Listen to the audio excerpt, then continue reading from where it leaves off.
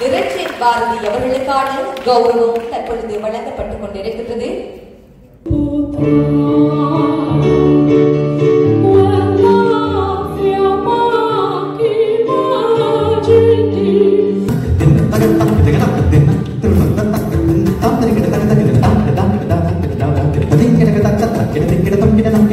நான் யாழ்ப்பாணத்துக்கு வந்திருப்பது இதுதான் முதல் முறை. அந்த முதல் முறையை என்றைக்கும் மறக்க முடியாத ஒரு பொன் நிகழ்வாக இந்த நிகழ்வு மாற்றி தந்திருக்கிறது. நீங்கள் கேட்டு மகிழ்ந்திருந்த அந்த குரல்களுக்கு சொந்தக்காரர்களாக நம்மூர் கலைஞர்களும் இருந்திருக்கிறார் என்பதில் இந்த அரங்கமும் இந்த யாழ்மண்ணும் பெருமிதம் கொள்கின்றது. எனவே அத்தகைய அற்புதமான கலைஞர்களுக்கான கௌரவம் வழங்குகின்ற அருமையான பொழுதோடு நாங்கள் இணைந்திருக்கிறோம். சுப்பிரமணிய பாரதியாரின் வெள்ளை பேரனா நிரஞ்சன் பாரதி அவர்களுக்கான கௌரவம் தற்பொழுது வழங்கப்பட்டுக் கொண்டிருக்கின்றது.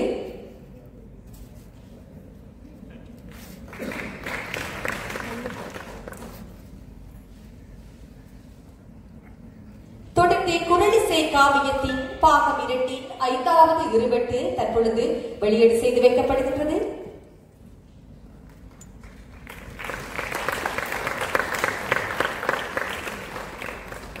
மதிப்பிற்கும் மரியாதைக்கும் உரிய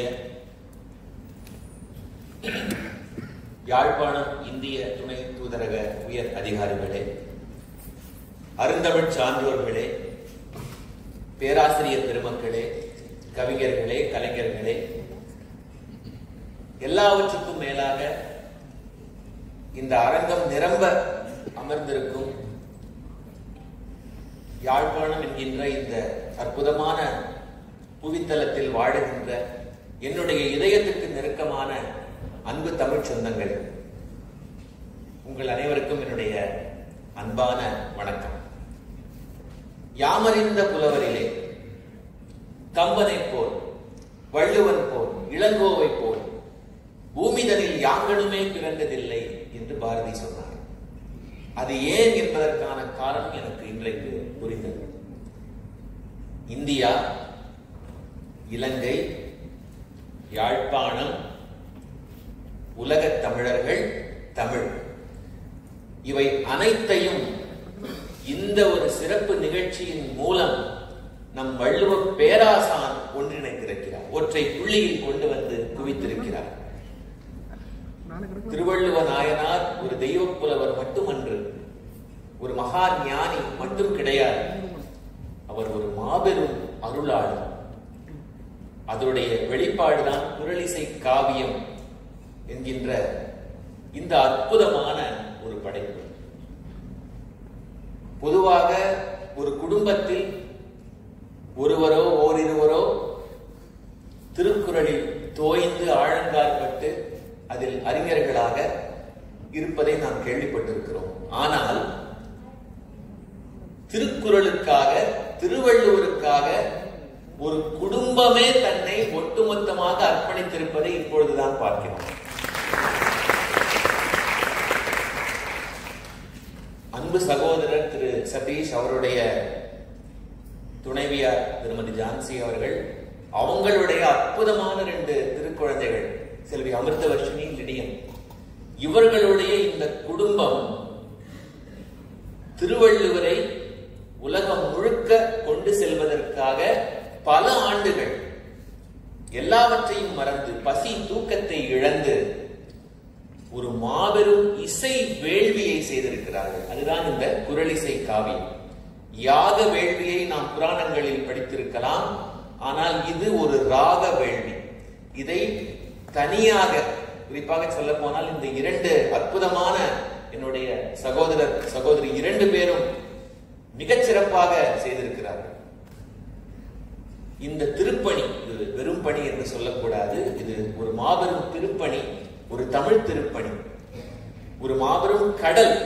இந்த பணி, இந்த பெருங்கடலில் நானும் ஒரு சிறு துளி என்பதில் எனக்கு எல்லையில்லாத ஆனந்தம், பெரும் மகிழ்ச்சி. தமிழுக்காக செய்கின்ற ஒரு மிகப்பெரிய தொண்டாக நான் இதை கருதுகிறேன். நான் யாழ்ப்பாணத்துக்கு வந்திருப்பது இதுதான் முதல் முறை. அந்த முதல் முறையை என்றைக்கும் மறக்க முடியாத ஒரு பொன் நிகழ்வாக இந்த நிகழ்வு மாற்றி தந்திருக்கிறது. அதற்காக இந்த மண்ணுக்கும் மக்களுக்கும் என்னுடைய நெஞ்சு நிறைந்த நன்றியை நான் தெரிவித்துக் கொள்கிறேன். இன்னொரு சுவையான செய்தி என்ன என்றால், இந்த இசை தொகுப்பு, இந்த ஆல்பம், இதுல 1000 பாடகர்கள், 1000க்கும் மேற்பட்ட இசை கலைஞர்கள் பாடியிருக்கிறார்கள், மிகப்பெரிய மேதைகள் பாடியிருக்கிறார்கள். அந்த வரிசையில் நான் ஒரே ஒரு குரலுக்கு பாடியிருக்கிறேன்.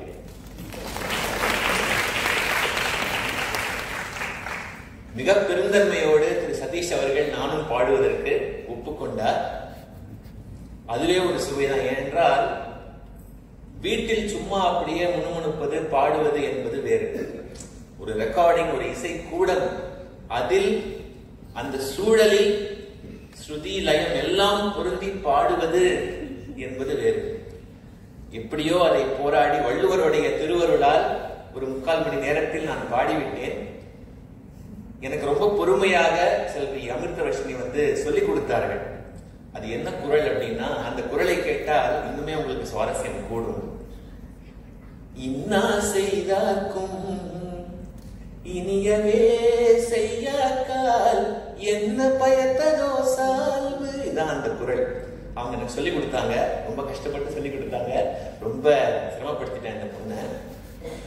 என்னன்னா, இந்த சின்ன நிகழ்வு இருக்கு இல்லையா, இதுவே இந்த திருக்குறளுக்கான உரையோ என்று எனக்கு தோன்றுகிறது. இப்ப நான் அவங்களுக்கு பாடினது ஒரு இன்னா, ஆனாலும் அதை பொறுத்து கொண்டு எனக்கு அவங்க நல்லது செஞ்சிருக்காங்க. அதுதான் என்னை பாட வைத்தது. இன்னா செய்தார்க்கும் இனியவே செய்யாக்கால் என்ன பயத்ததோ சால்வு. அந்த 2 சின்ன சால்வாளர்களுக்கு என்னுடைய நெஞ்சு நிறைந்த பாராட்டுக்கள்.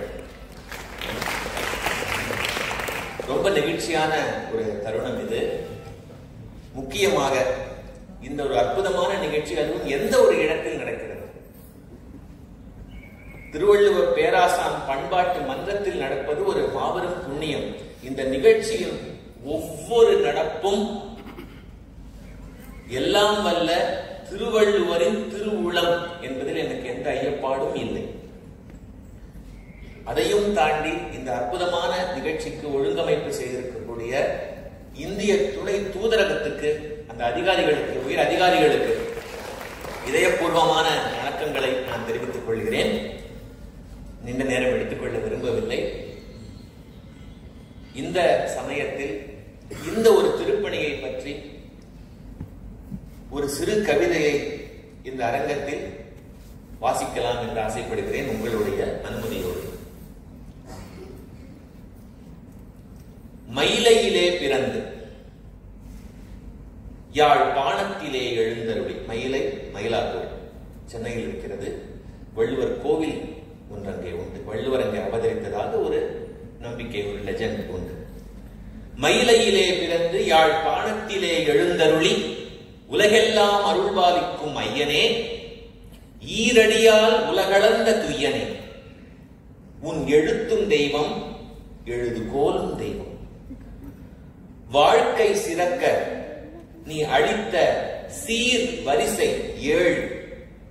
அந்த 7 தான் எமக்கு 6. அந்த 6இல் சென்றால் சரியாகும் 5. 5 ஒழுக்கம் சொல்லும் உன் தமிழ்தான் எமக்கு 4.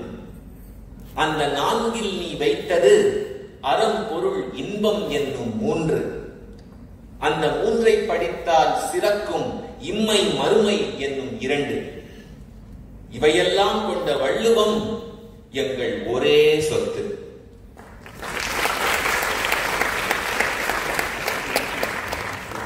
சென்னா போதாரே, எண்ணற்ற தேசிய தலைவர்களையும் ஆட்கொண்டாய், பன்னாட்டு சான்றோரையும் வசப்படுத்தினாய்.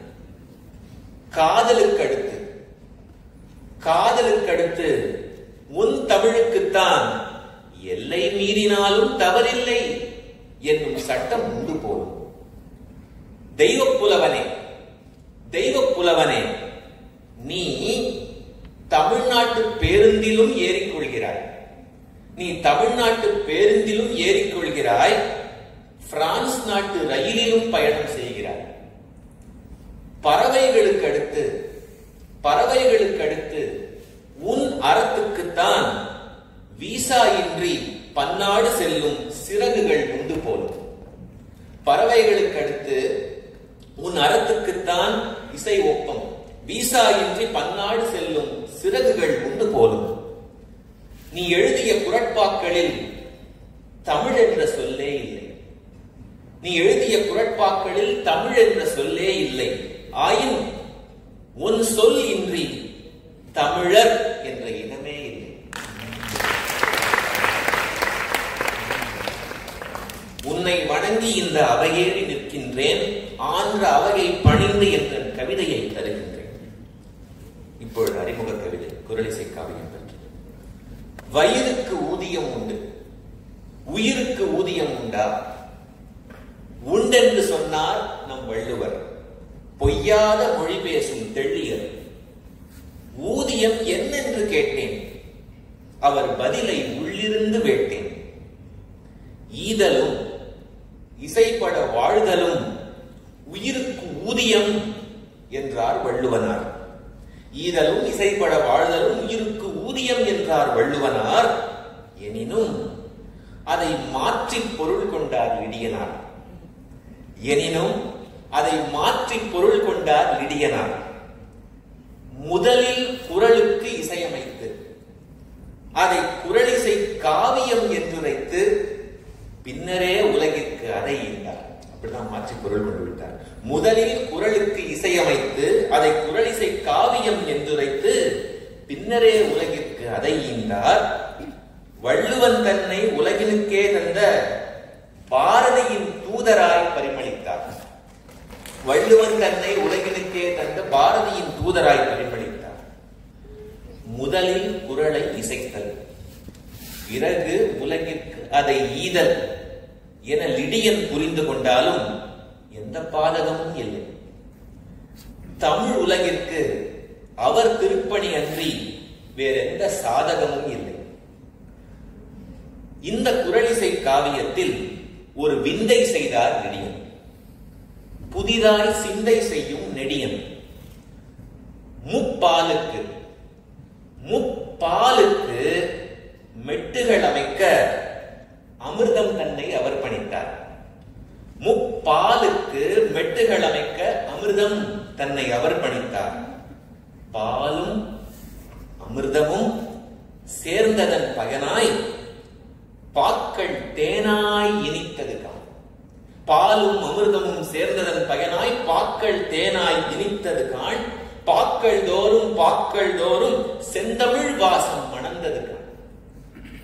முப்பாலை முழுதாய் தேனாக்கியது லிடியனின் தமக்கை அமிர்தவர்ஷினி.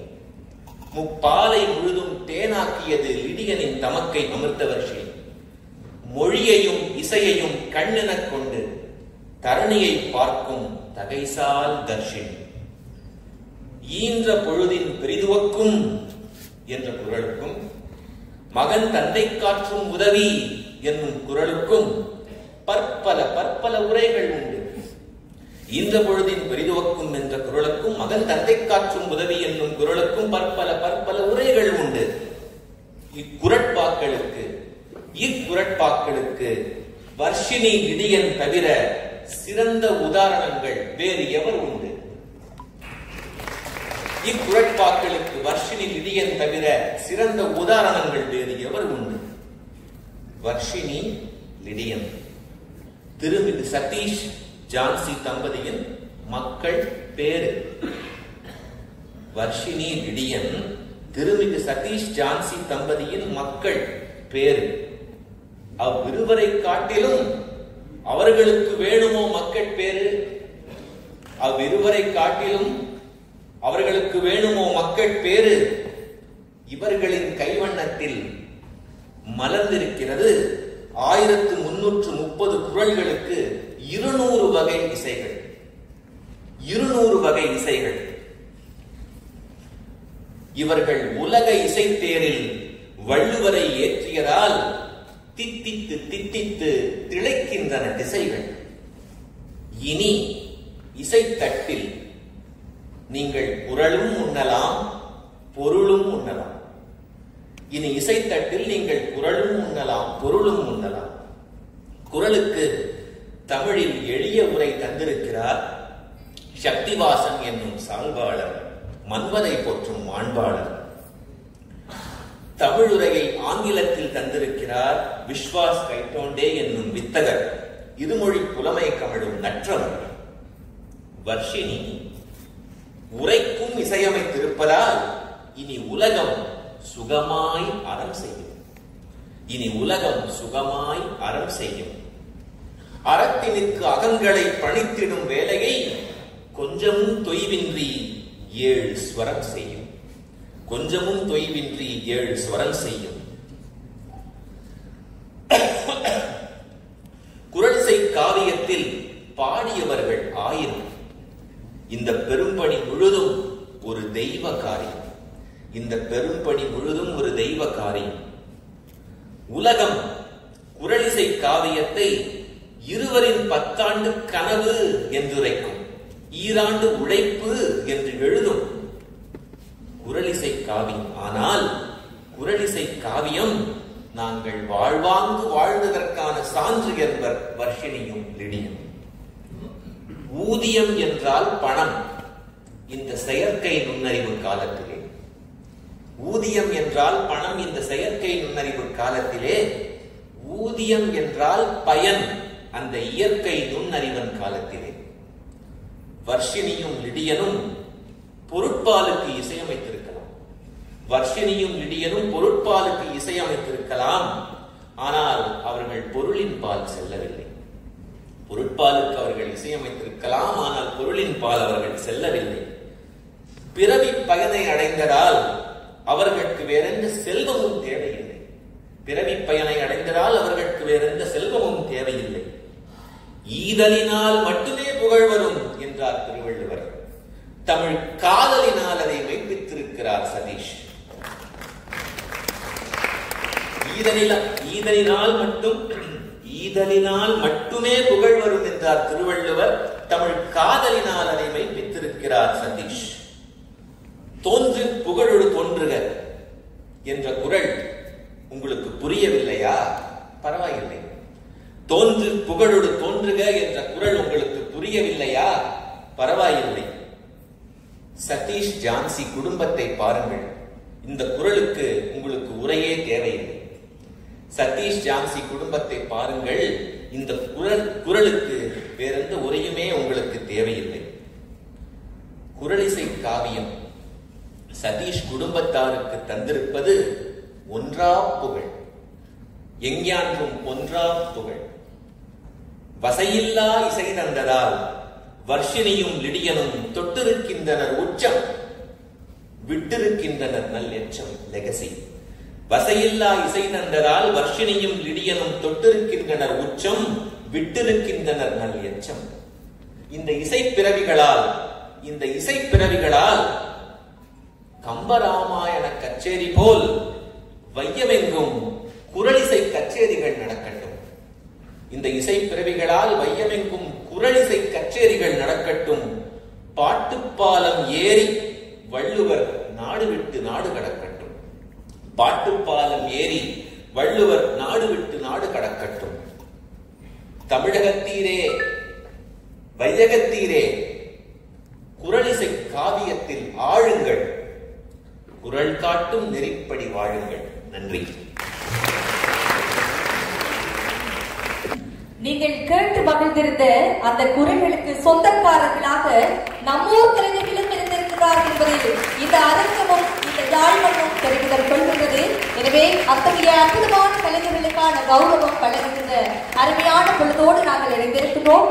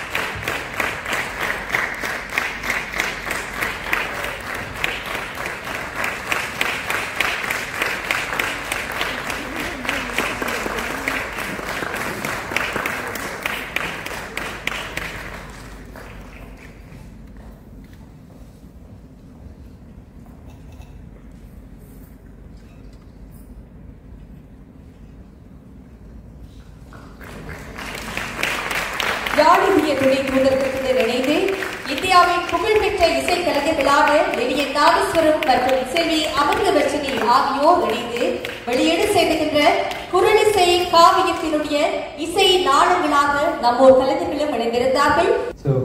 இப்போ நாங்கள் ஒரு 20 நிமிஷம் நாங்கள் பெர்ஃபார்ம் பண்ண போகிறோம். ஃபர்ஸ்ட் நான் வாசிக்க போகிறேன் கீபோர்டில் அண்ட் கொஞ்சம் ஒரு சோலோ வாசிச்சுட்டு அதுக்கப்புறம் அமிர்தவர்ஷினி என்னோட ஜாயின் பண்ணுவாங்க.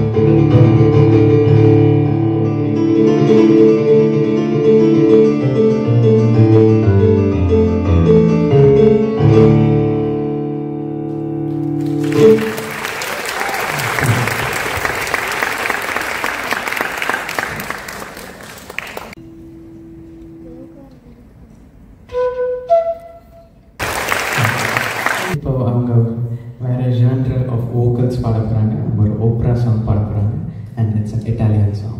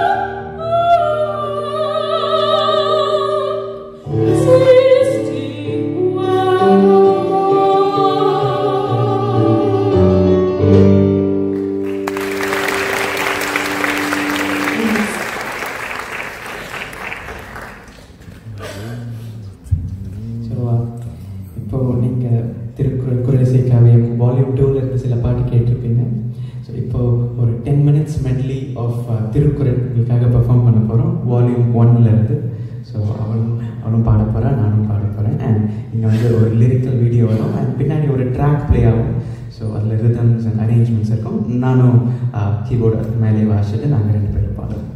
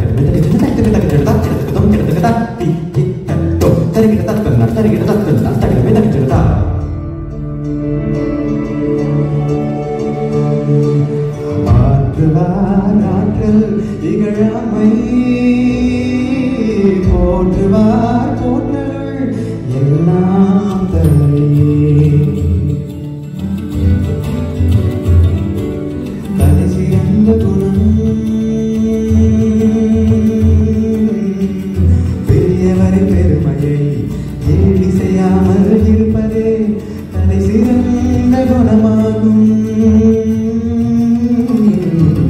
ஆற்றுவாராற்றல் இகழாமை போற்றுவார் போற்றல் எல்லாம் தலை.